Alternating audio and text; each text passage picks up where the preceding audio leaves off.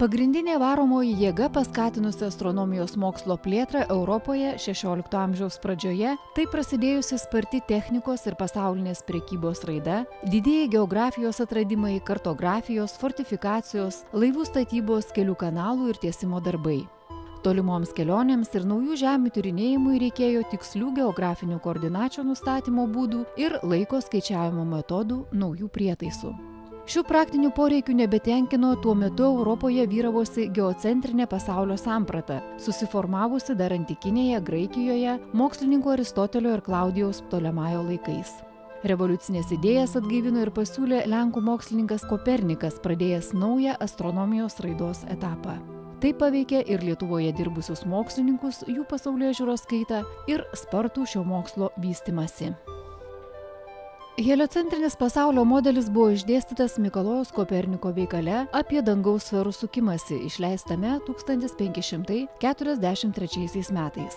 Jame buvo aiškinama, kad pasaulio centre yra Saulė, o aplink ją skrieja planetos. Tai buvo alternatyva iki šiol egzistavusiam geocentriniam modeliui, kuris rėmėsi tiesioginiu regimuoju Saulės, Mėnulio ir planeto judėjimo įspūdžiu, kad visi dangaus kūnai skrieja aplink nejudančią Žemę.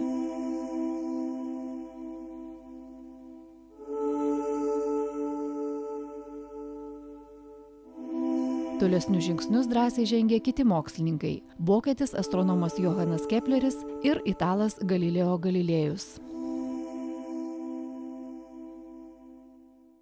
16 amžiaus viduryje tai išėjo Mikalojaus Koperniko veikalas dėl dangaus sferų sukimosi ir daugelis laiko, kad tai yra šiuolaikinio mokslo pradžia. Nors iš tikrųjų dar, Koperniko gal ir negalima laikyti to jau, sakykime, tokiu tikru pradininku, tai galbūt buvo daugiau kaip pranašas šiuolaikinio mokslo pradžiai. Iš esmės, tas šiuolaikinio mokslo raida prasidėjo turbūt nuo Galilėjaus, ne turbūt, bet iš tikrųjų prasidėjo nuo Galilėjaus ir nuo Keplerio. Tai praktiškai, Galilėjus apie savo atradimus jau pradėjo skelbti pasauliui maždaug pirmame 17 amžiaus dešimtmetyje. Lygiai tuo pat metu ir kitas mokslo korifėjus, tai būtent vokiečių astronomas Johannas Kepleris, kuris atrado savo dėsnius ir taip pat atliko daug tokių tyrinėjimų susijusių su optika. Tai vėlgi jisai pradėjo savo aktyvią mokslinę veiklą vėlgi 17 amžiaus pradžia.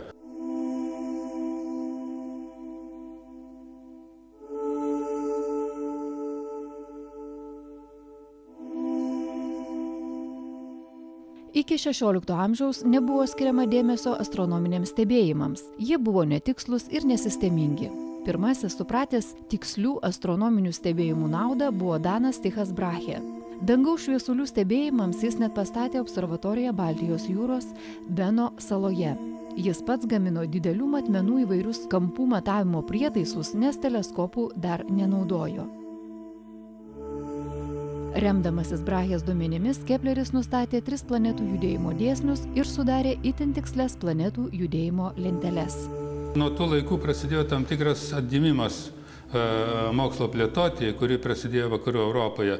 Sakykime, prie to priskirčiau ir Grigaliaus kalendoriaus įvedimą, kadangi Grigaliaus kalendorių buvo galima įvesti tik todėl, kad jau buvo pakankamai gerai sutvarkytas šiaip jau laiko skaičiavimas, kalendorinis laiko skaičiavimas, nes kitaip, kol nebuvo pakankamai gerų tikslių žinių, tai apie tai nebuvo galima kalbėti. Tik tai būtent jau tuo laiku pasirodė, kad senasis Julijaus kalendorius nėra visai tinkamas ir reikia jį patobulinti. Na, o vėliau, tai žinoma, vėlgi dar, jeigu kalbėti apie astronomus, tai norėčiau paminėti tokią danų astronomą Tycho Brahe, kuris galbūt nepadarė kokį nors teorinį atradimą, kaip, sakykime, Kopernikas, bet jisai tiesiog atkreipė dėmesį, kad norint padaryti kažkokias tai naujas išvadas, reikia surinkti ir naujų stebėjimo duomenų.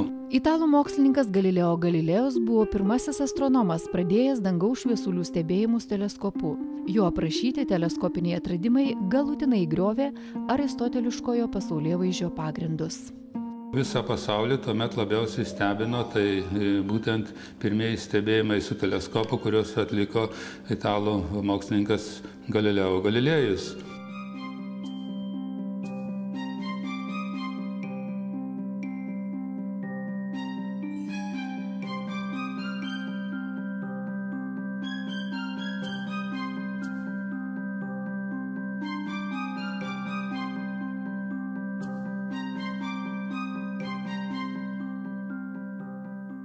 jo pirmieji stebėjimai buvo aprašyti 1610 metais ir keletą metų vėliau. Tai va, ir nuo to jau, sakykim, taip pasklido garsas po pasaulį, kad štai su teleskopu galim pamatyti žymiai daugiau, žymiai detaliau galime ištyrinėti tokius artimus objektus kaip Mėnulį arba Saulę. Na ir žinoma, žymiai taip pat tiksliau galime nustatyti ir ištyrinėti ir kitas Saulės sistemos planetas. Tai iš tiesų, buvo neeiliniai atradimai. Vilniaus universitete 17 ir 18 amžiaus pirmoje pusėje, nepaisant vieno kito dėstytojo nežymių nukrypimų, pažangių minčių, kurios jau įsigalėjo Europoje, bendras pasaulėvaizdis paskaitose išliko aristotelinis. Vis dėlto pažangieji dėstytojai stengiasi supažindinti studentus su naujausiais mokslo laimėjimais. Kalbėdami apie pasaulio sistemas, dauguma dėstytojų stengiasi supažindinti su trimis pagrindinėmis – Ptolemajo, Koperniko ir Brahe sistemomis. Koperniko sistema buvo pateikiama kaip hipotezė, kartais smarkiai kritikuojama.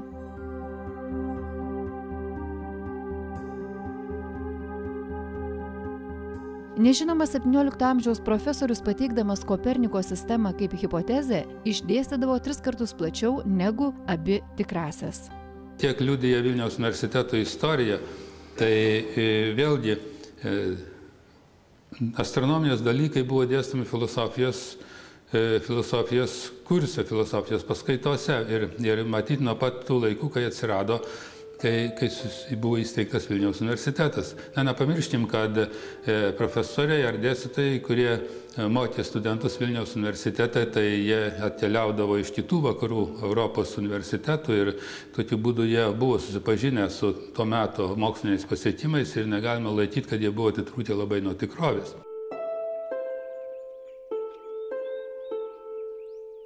Astronomija Vilniaus universitete pradėta dėstyti 1632 metais. Pirmasis iš žinomų astronomijos dėstytojų Vilniaus universitete buvo matematikos profesorius Osvaldas Krygeris, kilęs iš Prūsijos. Vilniuje jis išleido aritmetikos vadovėlį ir pasižymėjo kaip gabus inžinierius bei artilerijos specialistas. Dauguma Krygerio darbų turėjo praktinę reikšmę. Jo teiginiai buvo pagrįsti eksperimentais.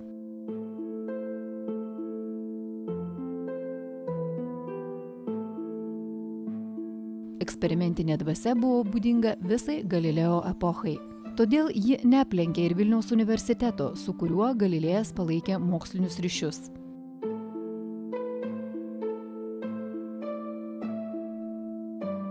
Išdėstęs visas sistemas, Krygeris pritarė Koperniko sistemai, vadindamas jo atradimą nuostabiu.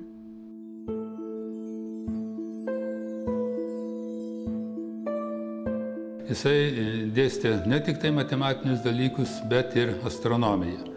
Ir laikoma, kad būtent jisai laiku susirūpino ar pasirūpino, kad į Vilniaus universitetą atkeliautų ir teleskopas, su kuriuo būtų galima stebėti dangų. Dabar apie tos stebėjimus tai nėra daug žinių išlikę, netgi neaišku, koks tai buvo teleskopas, bet galima spėti, kad tai buvo toks teleskopas, kuris panašus į tą, kurį gamino Galilėjus. Ar netgi galbūt vienas iš Galilėjaus teleskopų tai galėtų būti, kuris atkeliavo. Nes Galilėjus palaikė kažkokius tai ryšius ir su to meto Vilniaus šviesuomenė, gal taip galima būtų sakyti.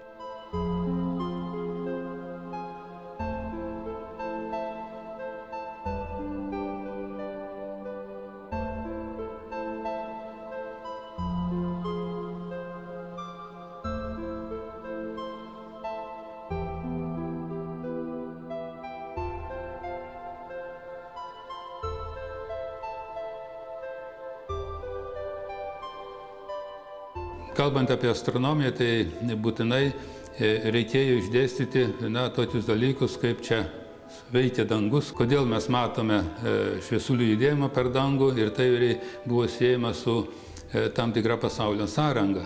Jeigu mes prisiminsim laikus iki Koperniko, tai tais laikais buvo, sakykime, priimta tokia pažiūra, jog viso ko centras yra Žemė, ir Saulė, ir Mėnulis, ir visos planetos sukosi aplinkui Žemę. Tai buvo taip vadinama Ptolemėjaus sistema arba geocentrinė pasaulio sistema.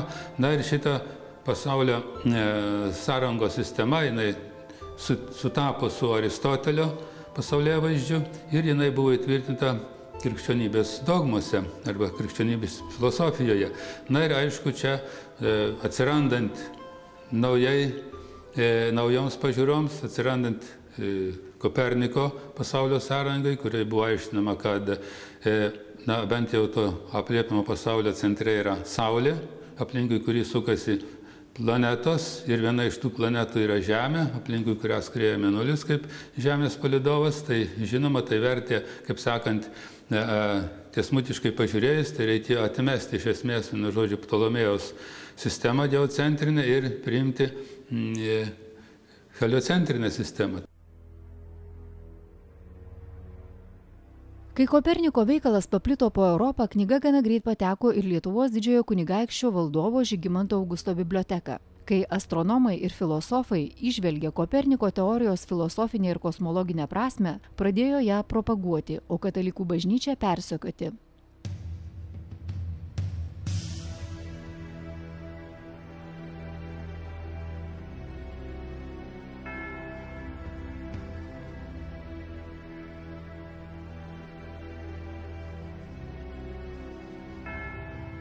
Italų filosofas Džordanas Brunas buvo sudegintas ant laužo, Galileo Galilėjui bažnyčios inkvizicija uždraudė tęsti mokslinį darbą, o Koperniko veikalas 1616 metais buvo įtrauktas į draudžiamų knygų sąrašą ir turėjo būti cenzūruojamas.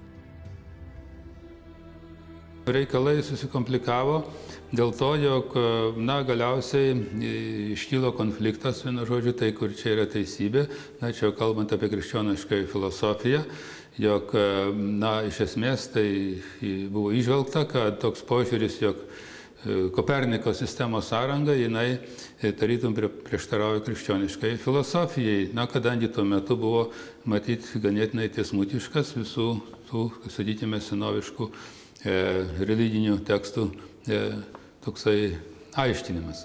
Dėl to, pavyzdžiui, norėčiau paminėti, kad 1616 metais Koperniko veikalas, kuriame buvo visą tai jo svarbiausias pasiekimas pristatytas, buvo įtrauktas į bažnyčios uždraustųjų autorių ir knygų sąrašą, arba turėjo būti jisai tinkamai pakoreguotas. Osvaldas Krygeris buvo vienas iš kūrybiškiausių Vilniaus universiteto profesorių, sukūrė savo matematikos mokyklą. Krygerio pažangumą moksle liudija heliocentrinės sistemos pripažinimas. Jis pasižymėjo ir kaip įvairių prietaisų bei mechanizmų konstruktorius bei gamintojas. Osvaldas Krygeris amžininkų net buvo pavadintas naujųjų laikų Archimedu. Tarp jo studentų pasižymėjo Jonas Rudamina Dusetiškis ir Albertas Diblinskis. Krygerio vadovaujami jie parašė ir atskiromis knygomis išleido pirmuosius astronomijos veikalus Vilniaus universitete. Vilniaus universitetas buvo vis dėlto jėzuitų universitetas, bent jau iš pradžių, tai aišku, čia dėstytojai, jie turėjo skaityti su to faktu. Bet nepaisant to, reikia pripažinti, jog vis tiek dauguma faktiškai yra bent jau, galima tokį bendrą požiūrį pristatyti, kad rasdavo būdų, kaip pateikti visą tą paveikslą. Ir šiaip jau reikia pažymėti, kad tais laikais daugumai atveju buvo paaiškinama ir kaip atrodo Saulės sistema pagal Ptolomėjų ir kaip atrodo Saulės sistema ir jos planetos pagal Koperniką. Tai praktiškai net ir buvo pateikiami lygia greta ir skaičiavimai, kaip jos reikėtų atlikti skaičiuojant planetų padėtis pagal Ptolomėjaus sistemą ir pagal Koperniką. Tai čia, sakykime, jeigu mes sugrįžtame prie Jono Rudaminos, tai jo garsiajame šitame kūrinyje lygiai taip pat yra padaryta ir pateikti pavyzdžiai, kaip atlikti vienus skaičiavimus ir kitus. Paliekama tarytum pačiam skaitytojui nuspręsti, kas jam yra patogiau. Jono Rudaminos matematinis astronominis darbas remiasi sena paskaitų medžiaga, kuri buvo dėstoma tų laikų universitetuose.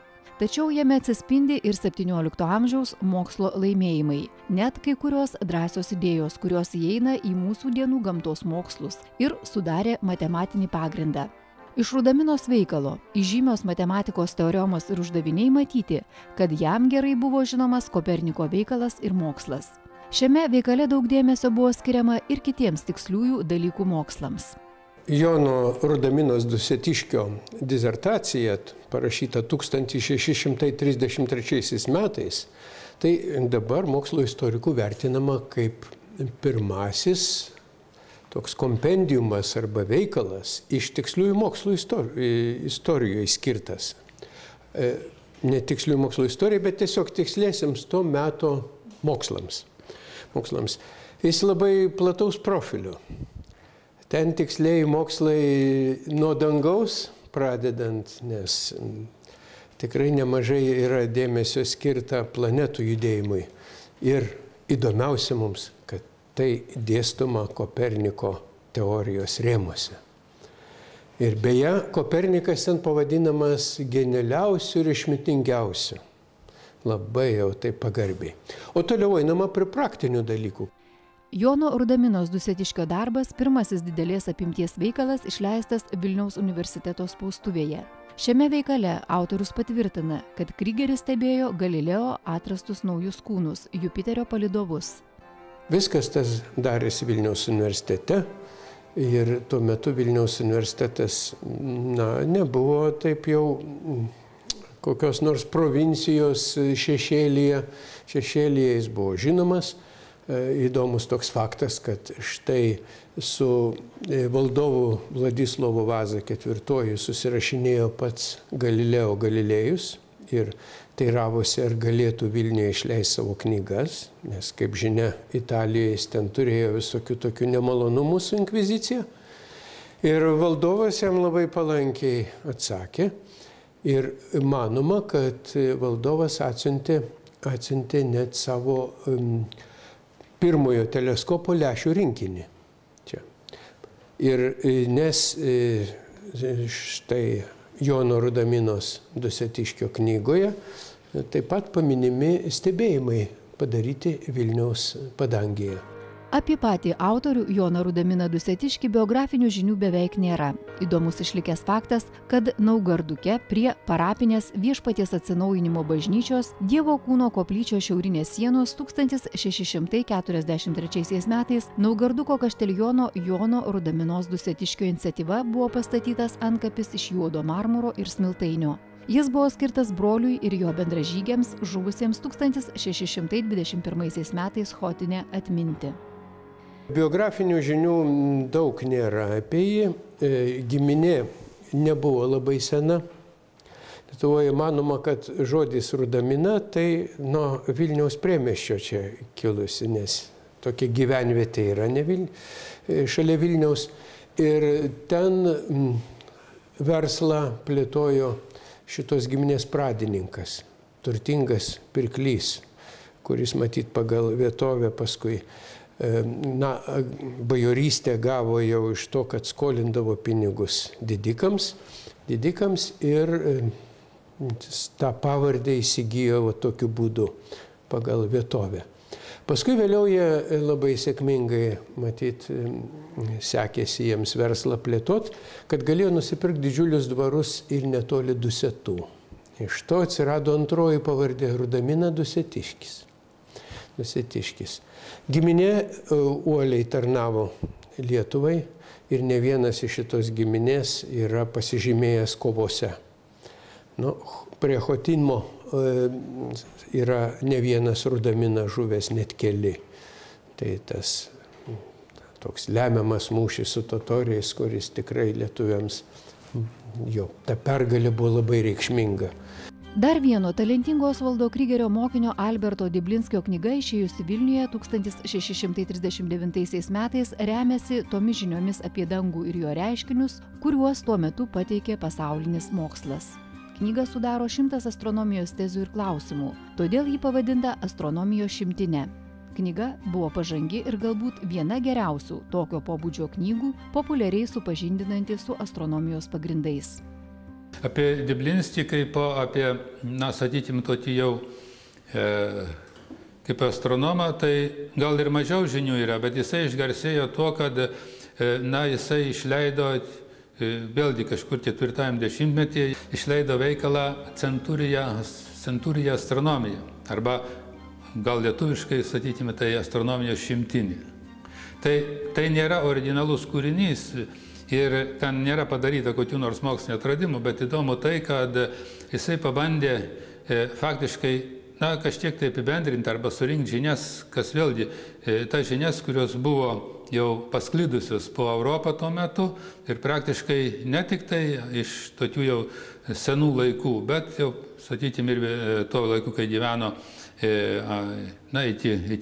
iki Galilėjaus arba Galilėjaus laikais, Keplerio laikais, jau tų laikų mokslininko astronomų pasiekimus jisai bandė apibendrinti ir aprašyti. Tai čia vėlgi yra svarbus tas jo kūrinys už tai, kad, faktiškai, jis buvo lotyniškai, žinoma, parašytas, bet tai vis tiek daliai visuomenės, arba jau bent jau, sakykime, tiems universiteto studentams, kurie tuo metu Vilniaus universitete studijavo, tai buvo tam tikra priemonė, kuri leido šitoj srity pakelti savo žinių lygį.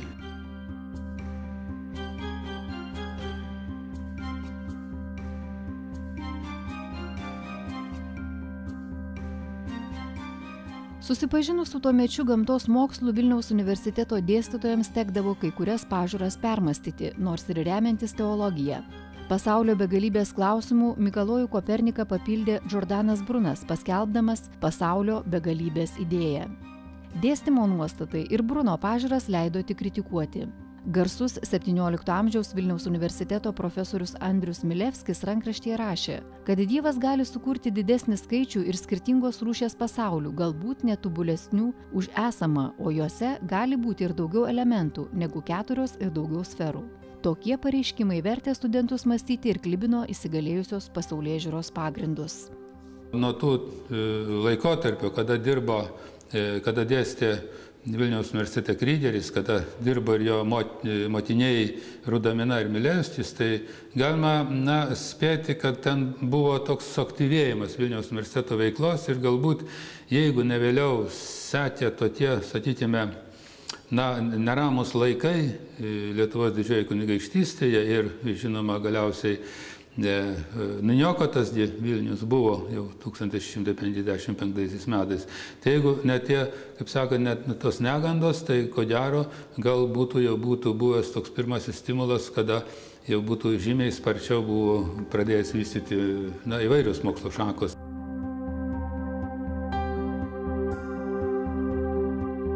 Kitas ryškus astronomijos mokslų įtvirtinimo etapas Vilniaus universitete siejamas jau su observatorijos įkūrimu 1753–1882 metais.